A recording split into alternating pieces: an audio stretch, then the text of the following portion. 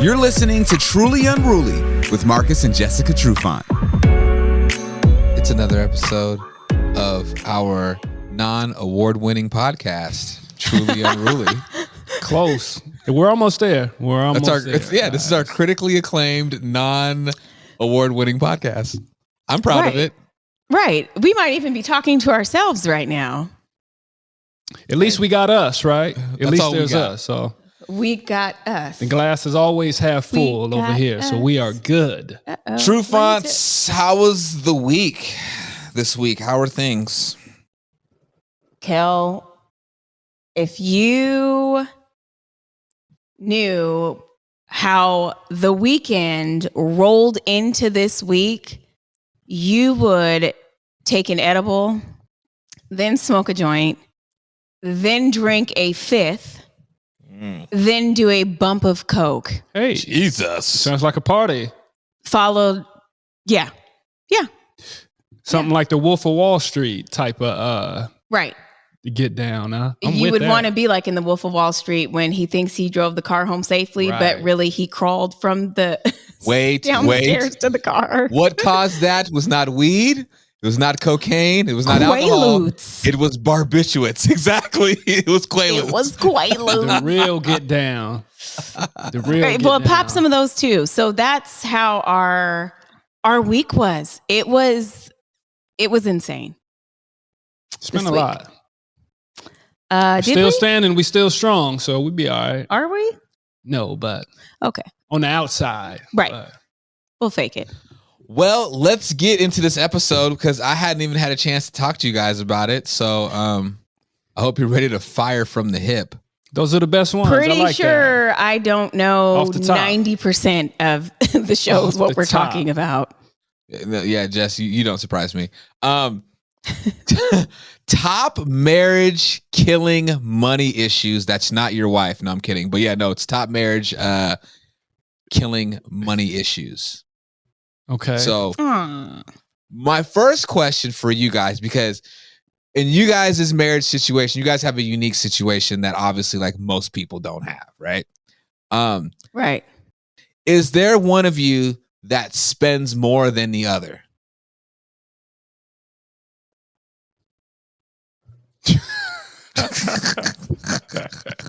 Nobody's back there. I don't know who you're looking for back there, but there's nobody in the back of the room.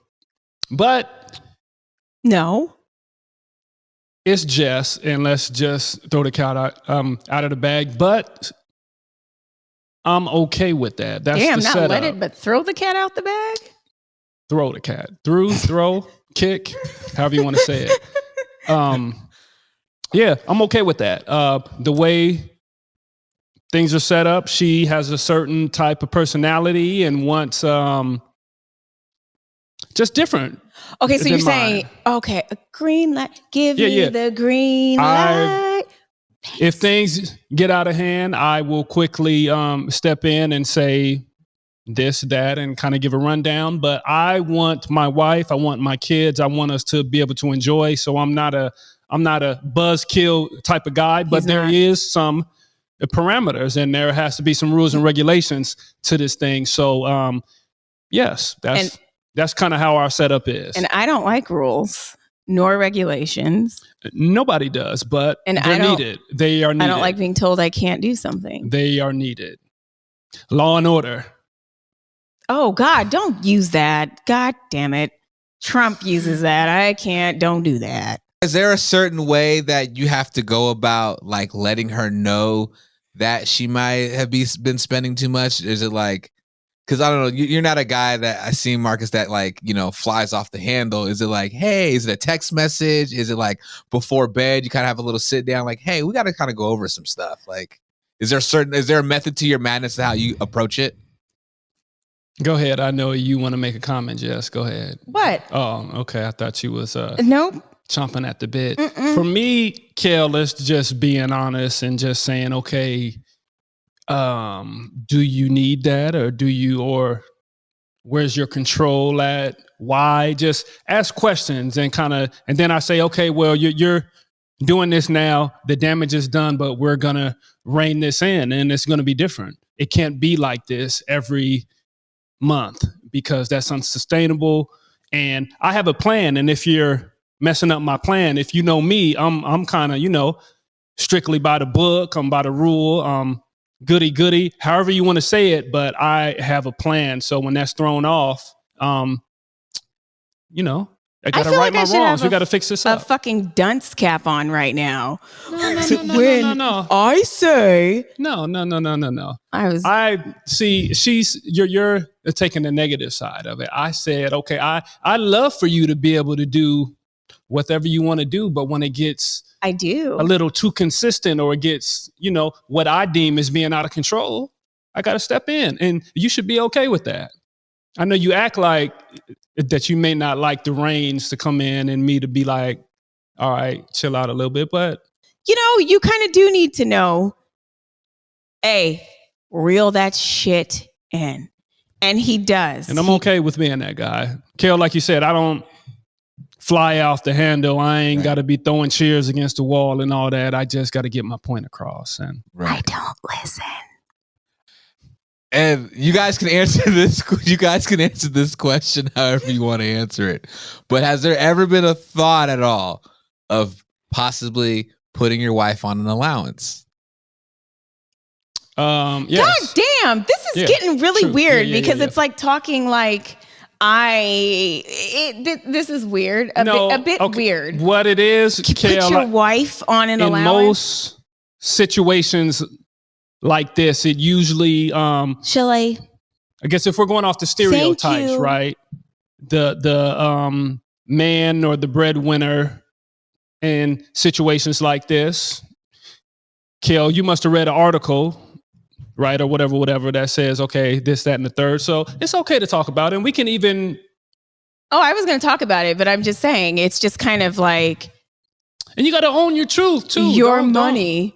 Do you put her on? Oh, I know it's our money. It's our money. Everybody's on an allowance. I played football for 10 fucking years right with him.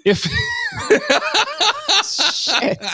Hey, Kel, I think if you're doing it right, everybody has to be on the allowance, right? That's me. That's the kids. That's everybody's involved. Everybody is a part of this plan. We grow together, we win together, and we lose together. So the way to smooth that over. Plan is hey. Everybody got to follow the plan. I do have an allowance. I did.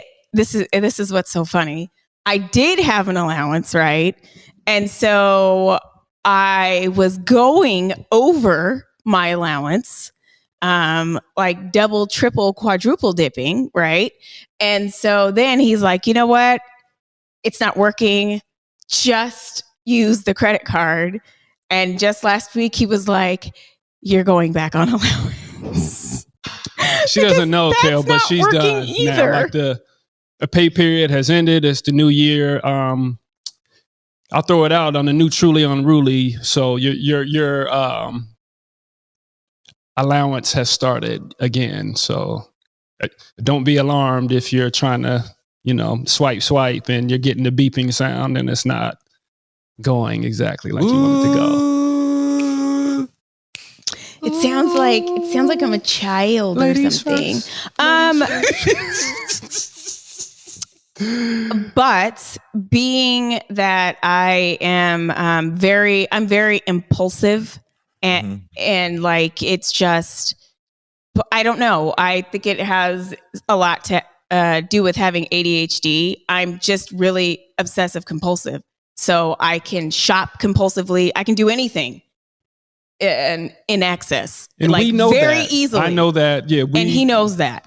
So it almost helps to kind of not have an allowance, but it's like I have my own card and my own stuff, and I can keep track. I can see what I'm spending. Right. So it's just more of an awareness. But it has to be a plan. You put me on the credit card. Out of sight, out of mind. It has to be a plan, because I could easily see, of course, finances is always a big issue in any relationship. Right. If it's not communicated well, or if it's not respected and the plan is disregarded, it could be some heated conversations, and that could lead to resentment. That could lead to a little bit of everything. So I get it. But you have to understand there are a lot of people out there like me who really have trouble like stopping and tapering it down. Like everything I do is up here. Having trouble or having issues with it though don't make it right though. It doesn't make it right, but it's great to acknowledge and recognize that. And maybe I think a lot of the time people don't even you don't even realize. I wouldn't know that this is why I have some of the habits that I do unless I wouldn't have known unless I started learning about it and all that kind of stuff. That's what your partner there is for. Your better half is able to see you in a different light that's outside of your body, so I'm able to step in. But when you're able to explain it and say, hey, I have problems with cutting that shit off and having an honest conversation. I'm not sure if that happens in relationships all the time with finances, because I think you have to be, I don't know, you have to express a little a little bit of empathy when somebody is telling you, I have an addiction, because it is an addiction. Yeah. Do you ever feel sometimes, Jess, that there might be instances where Marcus just might be just being just way too cheap?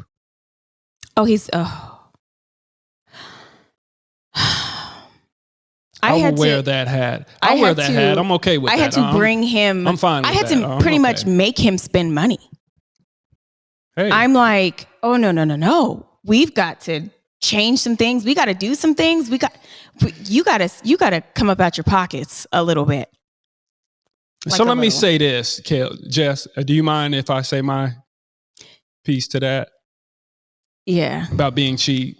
You are. So being cheap in one individual's eyes is different for everybody, right? Jess she's said that she's a self-proclaimed habitual spender, impulsive, all that kind of stuff. I'm not that. I don't have that in me. So I'm able to kind of go into a cave and live a certain way and do things, and I'm okay with that, man. I really don't even shop and stuff like that anymore. I feel like I kind of been there, done that. I don't need I don't need to either. It's just a thing. I know. I'm just saying my piece though, for me. So you see it as cheap, but I see it as I would rather spend my funds in other places and do other things than frivolously doing frivolous spending. Funny story. I don't even know if it's really funny, but in school last semester, I took a class about addiction, which I learned a lot. Part of my impulsive shopping and all that kind of stuff, just impulsivity and everything. I gave up shopping for a month. That was very hard. You had to do it for the class and write about it. And I found that I found other ways to fulfill my addiction, like going on Amazon and shopping for stuff for the house, or shopping for the kids, or, buying a puppy, things like that. But is that buying necessary things or just unnecessary things? Because it sounds like what it's just doing is just kind of pacifying that addiction. Right. Yes. Yeah. No? I found other ways to feed my addiction. Some of the stuff was necessary, but the puppy? The puppy was probably unnecessary. I wrote about that too. I was like, I bought a fucking dog. Okay. That's how bad probably? It is. The puppy was probably unnecessary. She is such.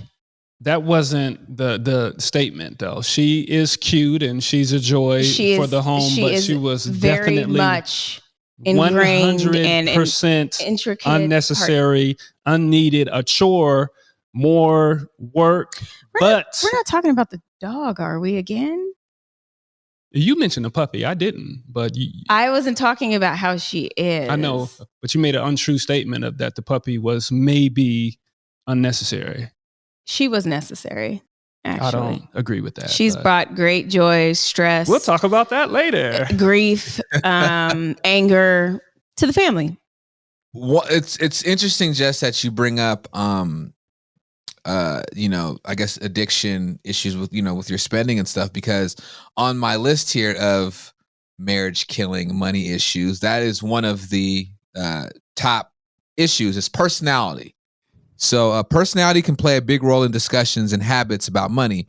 Even if both partners are debt free, the age-old conflict between spenders and savers can play out in multiple ways. Mm-hmm. It's important to know what your money personality is, as well as your partner's, and to discuss these differences openly.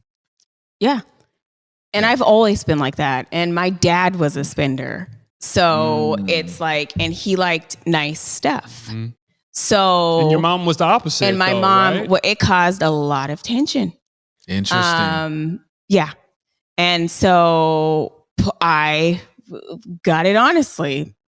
Part nature, part nurture. I don't know. But yeah. But a lot of people who have ADHD have problems like this. Spending problems, all that kind of stuff. It's just, I don't know. It just comes with the territory, I guess. So not an excuse, but it is, I think it helps to know why. Right. And, yeah. Right. It comes down to planning accordingly. So people, my advice would be people in these situations, like you said, Kale, there's different personalities, right? So it's not that I'm frustrated or I get upset or we're going to fight about it and go back and forth. I know, so I try to plan accordingly. I try to be ahead of it. I try to make sure I have things lined up to account for certain things when those are going to take place. So now let's not just say, okay, so this is turning into what Jessica has issues with, right? With money, but we spend together as well. Right. Our trips, our kids, everything. It's a lot of spending, and I just kind of iced the cake. Iced the spending cake. I don't know. Well, that's another issue is children. So to have or not to have, that's usually the first question. Food, clothing, shelter, little league, ballet, designer jeans, prom gowns, minivans, and college are all a part of the long list of child-related expenses. These don't include expenses for offspring who have already left the nest. That's assuming your kids will leave the nest. Some never do. Yeah, I think with especially when you have kids and multiple kids, you kind of know what you signed up for. You're like, well, this is going to be expensive. You don't realize Kel, you were like, okay, 2 kids. I'm going to calculate that. No. Yeah, I did. Absolutely. You know why? Because my mom had 4 of us, and I know how expensive my mom was to raise 4 of us. So I said, there's no way in hell I'm having more than 2 kids. I calculated that shit because I fucking lived it. Right. I did not live that, right? And so we did, and we were 20 young when we started having kids. We did not consider how expensive and how crazy it was going to be having 5 fucking kids. I mean, when they were at home for the year and a half, the food bill, I can't believe it. We've probably saved a lot of money since they went back to school. I would agree. Seriously. It was just nonstop food. So another thing that's a money killing issue is extended family. So I don't know if you guys deal with this at all, but I've known of folks that deal with this one.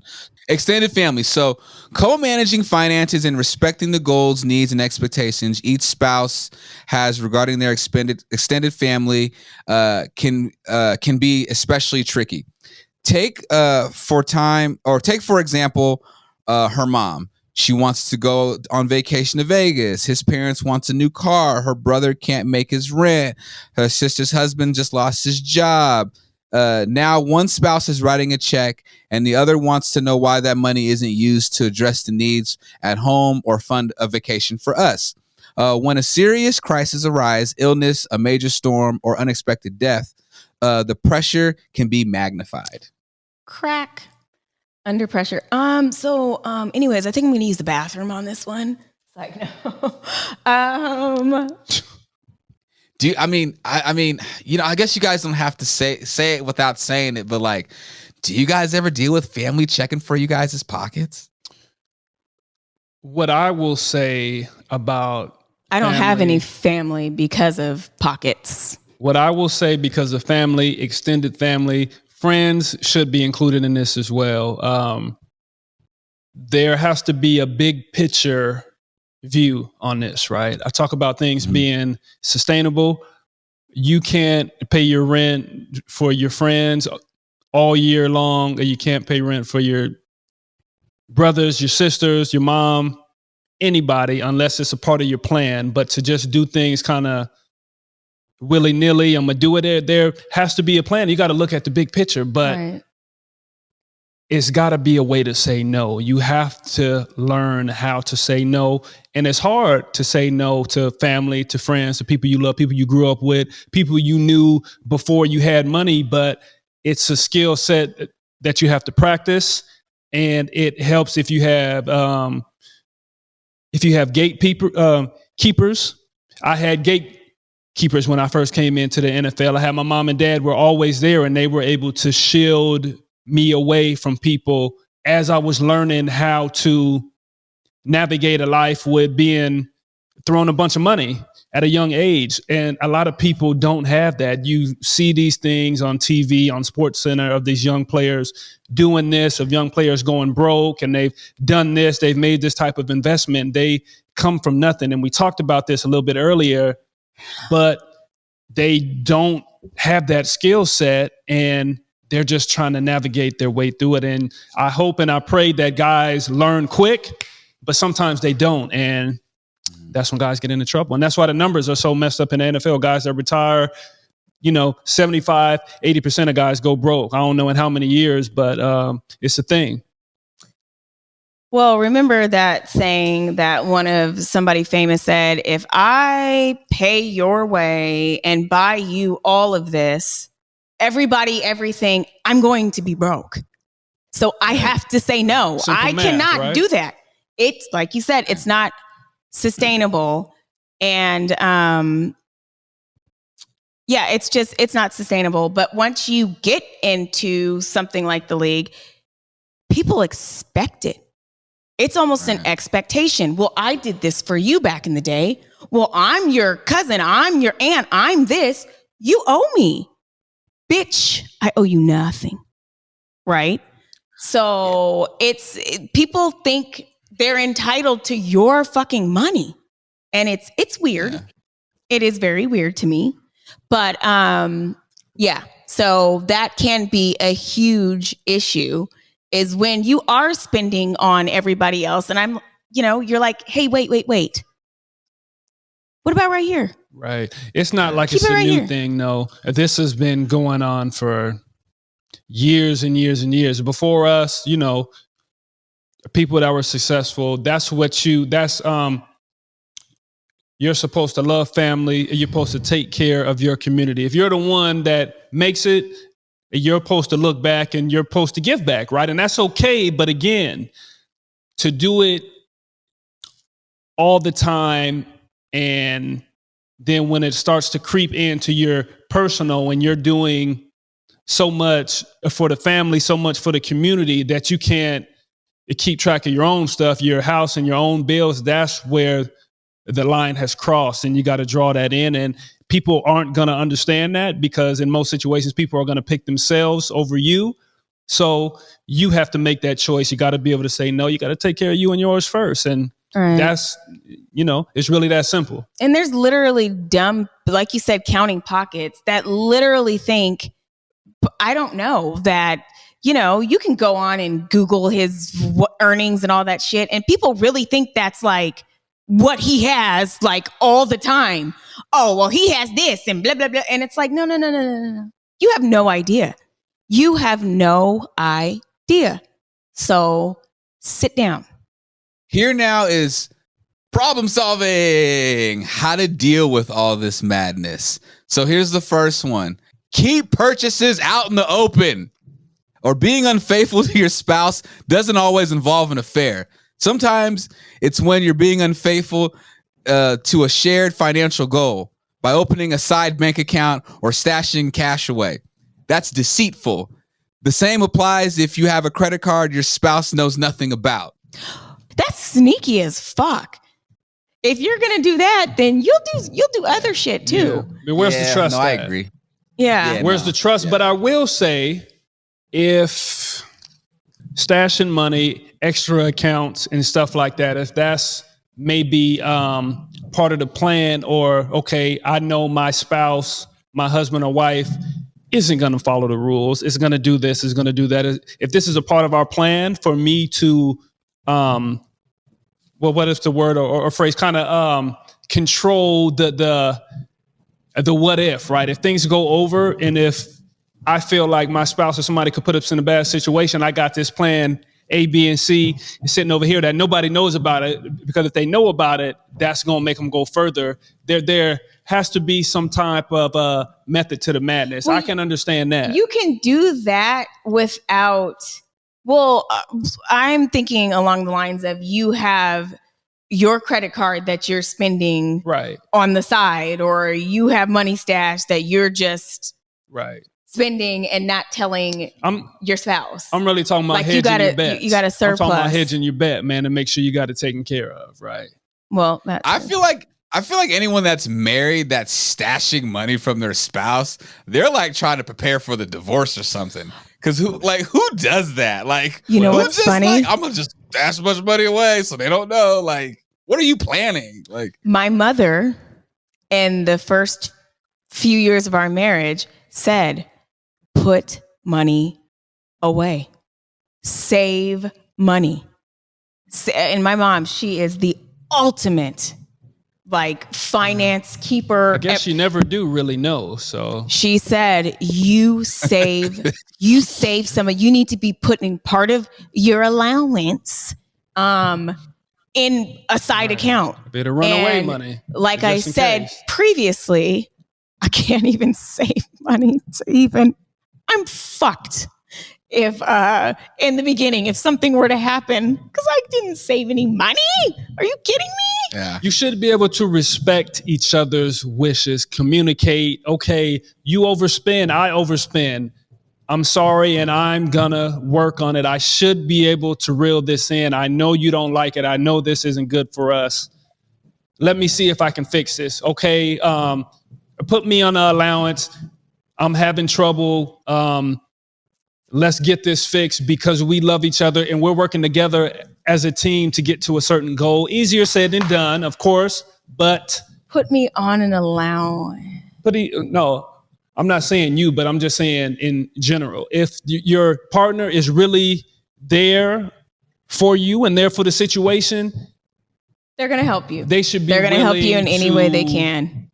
Make some sacrifices. You know what I'm saying? Right.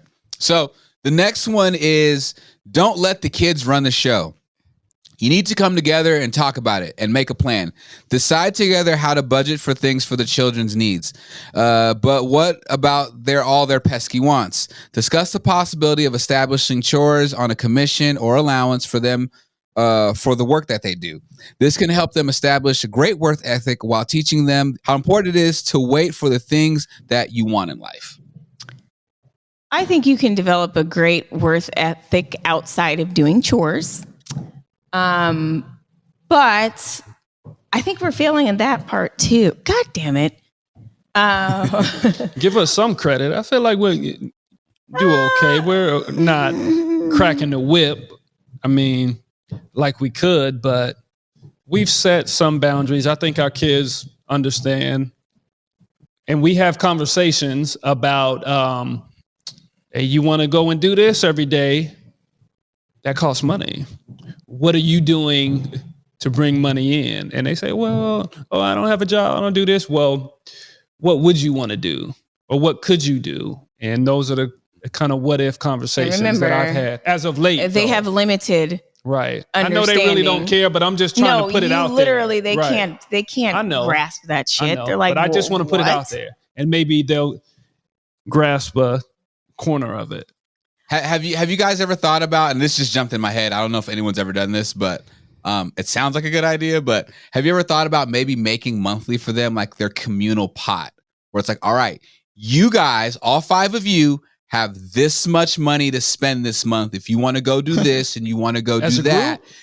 Yeah, as a group. That's asking for a bloody fight to the ground. Well, that's the thing. But that's the thing though, is that it's gonna teach them some like diplomacy though, because then it's like, hey, you can't go and spend this on this, Carmen, because it's gonna cost too much for this, and we want to do that, or you know what I'm saying? Like, I don't know, Kel, and it also goes back to your personality.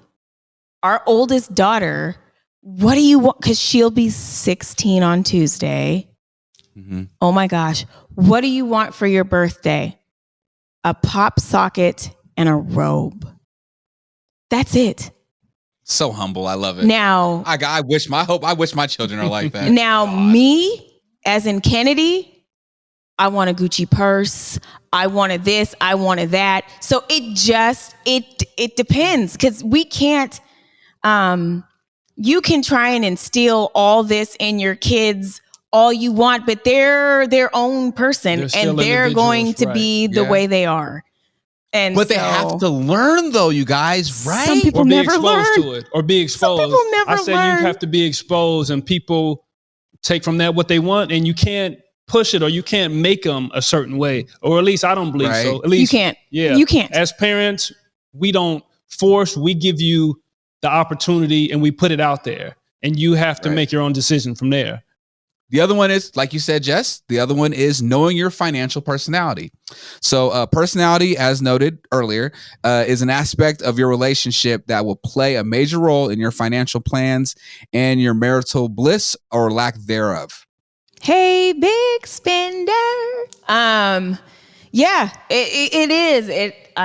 A lot of it is personality. You could be, I don't know, raised with very little, but have big taste. I don't know. It could happen just because of your person. It's just, I don't know what I'm saying, but I do know what I'm saying. To be fair, and this is our situation, Jess, I'm just saying for me and you, we have different spending appetites or different personalities, whatever you want to call it. But there is situations that be like, okay, damn, I'm glad that she did make me step out and do this because I really enjoyed this, or this was a good decision, right? And just because we're different, we have to play off of each other. And that's what a relationship is. And I think I told you this the other day. I think that the puppy was good. Thank you for. No, I didn't say that, but I aspire to be like you in a lot of ways, right? Just because we're different, places where I lack or where that's not me, I can see that in Jessica, and I'm drawn to that. So wait a minute, Jesus. Just take the compliment, Negro, and just you're making Marcus. Like, he's human now. Just enjoy it. Just bathe in it. Soak it up. But I'm being real though.